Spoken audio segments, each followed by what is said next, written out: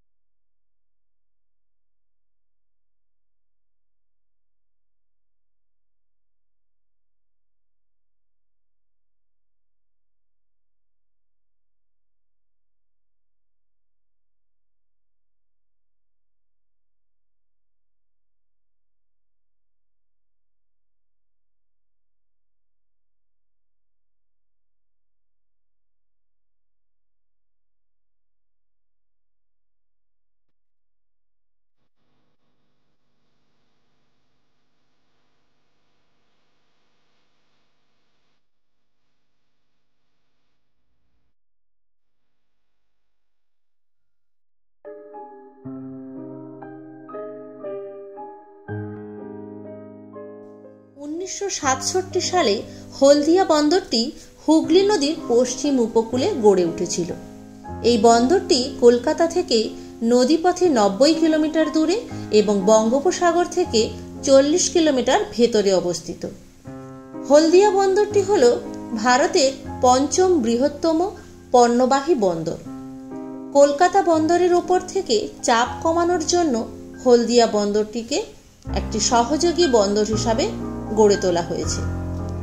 এখানে সর্বোচ্চ 230 মিটার দীর্ঘ জাহাজ এবং 30,000 মেট্রিক টন পণ্যবাহী জাহাজ নোঙর করতে পারে।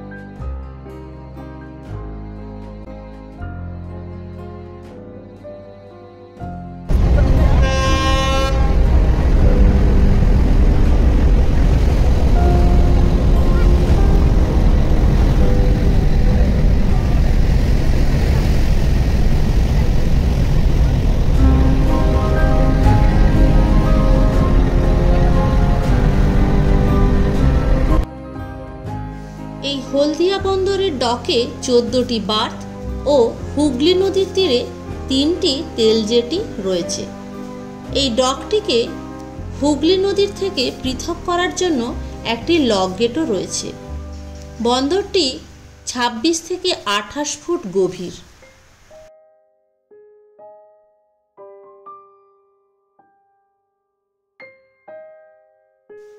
এই হলদিয়া বন্দরে প্রধানত আমদানি করা হয় পেট্রোলিয়াম, রাসায়নিক দ্রব্য ও যন্ত্রাংশ।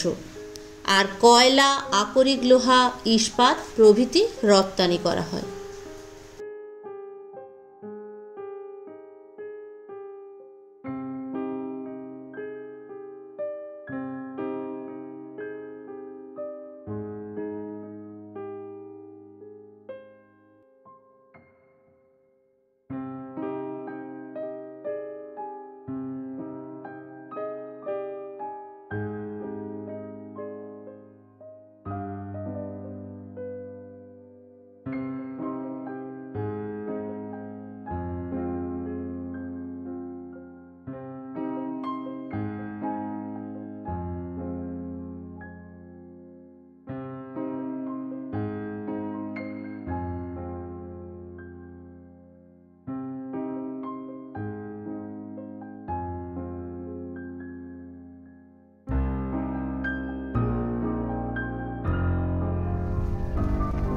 আচ্ছা, এগুলো কি আছে? এগুলো এখন খালি আছে, এগুলো আমাদের মোবিল আসে। প্রচুর মোবিল হাইড্রোলিক করে।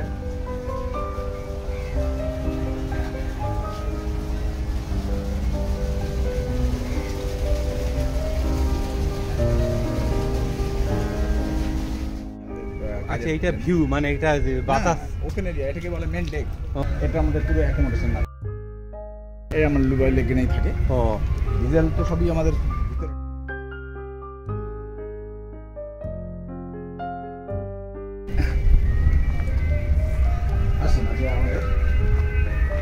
এটা হলো যে আমাদের অন্য জাহাজকে যখন বড় জাহাজকে, এর ক্ষমতা এমন আছে একটা বড় জাহাজকে টেনে।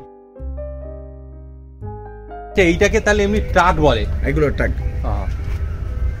মানে এটা বড় জাহাজকে নিয়ে চলে আসবে একদম। এগুলো হলো সব ওই টোয়িং করার অ্যারেঞ্জমেন্ট বিভিন্ন রকম। বুঝতে পেরেছি। এটা আমাদের জিনিসপত্রের স্টোর, ওর মধ্যে আলাদা স্টোর আছে। আচ্ছা আচ্ছা আচ্ছা, সেকেন্ড স্যার, ইঞ্জিন রুম একটু করা যাবে? হ্যাঁ, ঠিক আছে।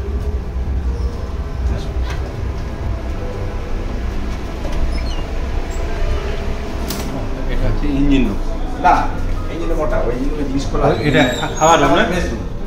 আমাদের এটা মেস, যত খাওয়া দাওয়ার জন্য এটা। আচ্ছা আচ্ছা। মেসের এদিকে আমার স্টোর আছে, এর মধ্যে অনেক অ্যাকোমোডেশন আছে। বুঝতে পেরেছি, বুঝতে পেরেছি। এটা কমন টয়লেট বাথরুম। একশো মান আছে, এর মধ্যে ছেলেরা থাকা সব জায়গা।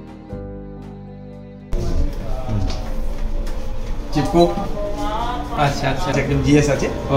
আচ্ছা আচ্ছা। আমাদের কুকিং, এটা মানে কিচেন রুম। এখানে তাহলে কি বানানো হচ্ছে এখন? সকালে হয়েছিল फ्राइड राइस, पनीर, ये क्या क्या सब बनाया था सुबह में ना? पनीर का क्या था कौन सा आइटम? दाल, खावा दावा सब सिस्टम আছে। আচ্ছা আচ্ছা। এই আমাদের স্টোর, এগুলো হচ্ছে কেবিন, আমাদের যে থাকার জায়গা। হ্যাঁ, এর মধ্যে দুজন থাকতে পারবে। আচ্ছা, এই যে মানে এয়ার পাসটা কিভাবে হচ্ছে? এসি অন আছে না? হ্যাঁ, একটা হালকা ঠান্ডা পাচ্ছে। হ্যাঁ, ঠান্ডা পাচ্ছি। এটা সব আমাদের সেন্টার এসি করা আছে। দুজনেরই করে থাকার রুম সব। একটু দেখাইবো একটু? হ্যাঁ, দেখি একটু জানি।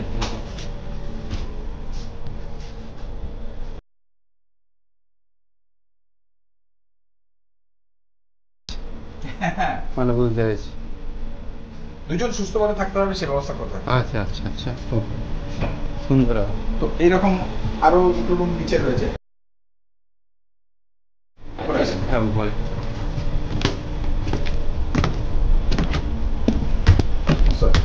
ঠিক আছে। এগুলো আমাদের সব রুম। বুঝতে পারছি সব। অ্যাটাচ টয়লেট, বাথরুম, এগুলো এই রুমগুলো একবারে মানে একেবারে হোম রুম যেমন ফ্যাসিলিটি হয় সেই ফ্যাসিলিটি।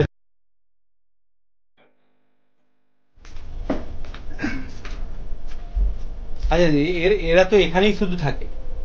হ্যাঁ, এই তো এটাই আমি থাকি। মানে এটার ভূমিকা শুধু এই ডকের জাহাজগুলোকে করা, অ্যাসেস করার জন্য। আর কোনো জায়গা মানে বাইরে মুভমেন্ট করে না তো? না না না, যাও কলকাতা যেতে হবে। জল নিচে, এই জলই পিউরিফাই হচ্ছে? না না না না, ফ্রেশ ওয়াটার আমাদের অলরেডি লোড করা।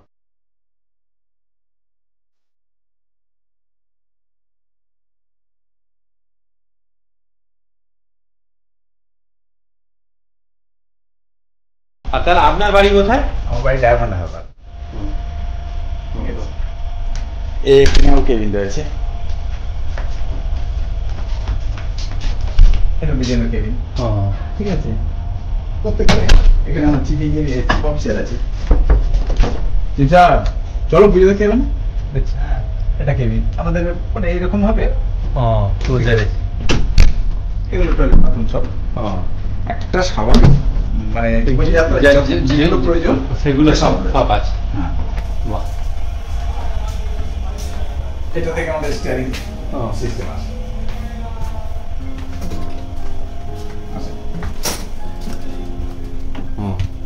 একটু ধাক্কা দিই, প্রেসার দিয়ে রাখি।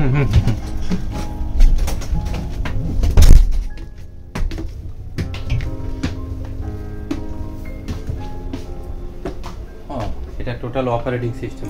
এটা পিছন থেকে অপারেট করা যাবে, এটা সামনে থেকে অপারেট করা যাবে, হ্যাঁ। দুটো ইকুয়াল।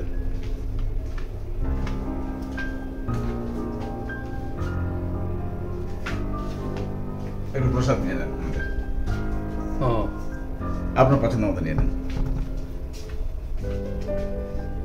ওগুলোতে আমি ঘুরিয়ে অত দেখাতে পারবো না, আমরা যাতায়াত করিনি। তো এটা ইকুয়াল মানে আমাদের অপারেটিং সিস্টেম। এছাড়া আমাদের ইনস্ট্রুমেন্ট আর এদিকে সব রয়েছে, এগুলো সব স্যাটেলাইট কানেক্টেড থাকতে হবে। আচ্ছা আচ্ছা।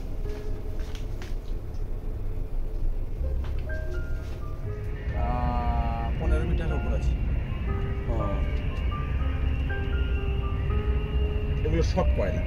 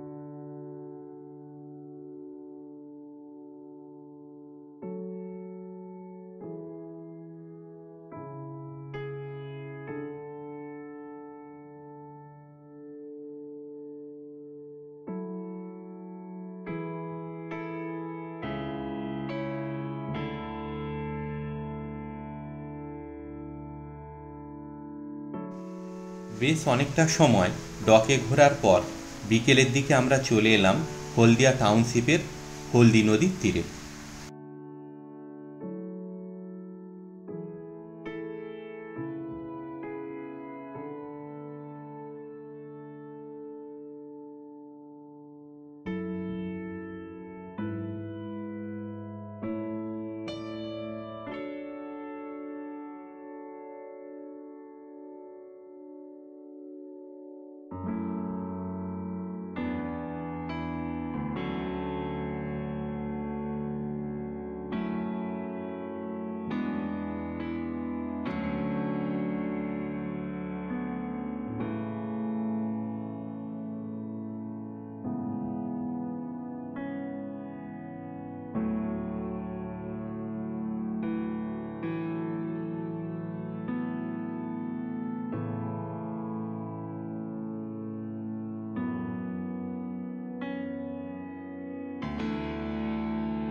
হুগলি নদী,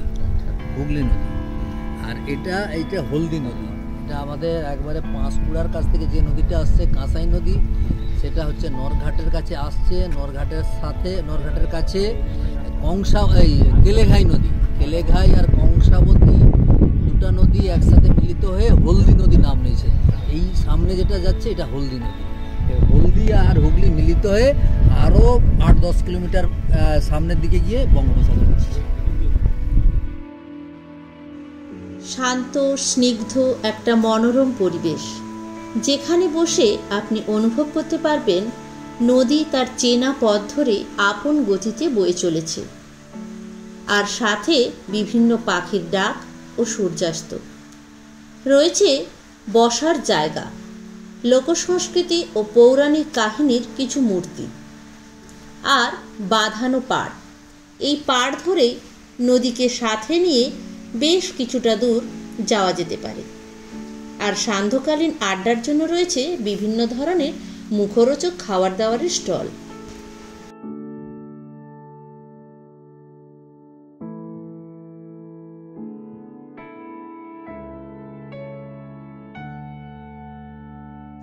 হলদিয়া বন্দর ও হলদিয়া টাউনশিপ আসার জন্য আপনারা হাওড়া থেকে বাস পেয়ে যাবেন। নিজের গাড়ি করে এলে চলে আসুন কলকাতা কোলাঘাট নন্দকুমার হয়ে হলদিয়া। হলদিয়াতে থাকার জন্য হোটেল এবং হাওড়া থেকে ট্রেনের টাইম ডেসক্রিপশন বক্সে দেওয়া হলো।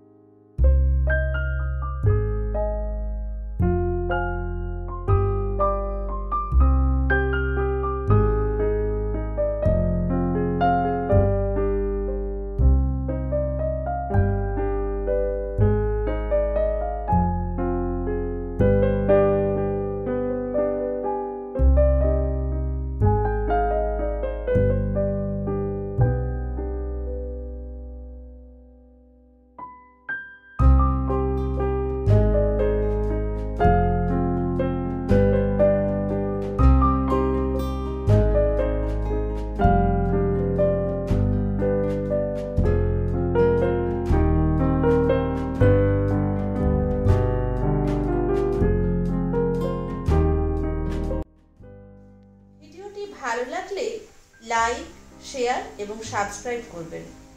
আজ তবে এই পর্যন্তই, দেখা হচ্ছে পরের ভিডিওতে।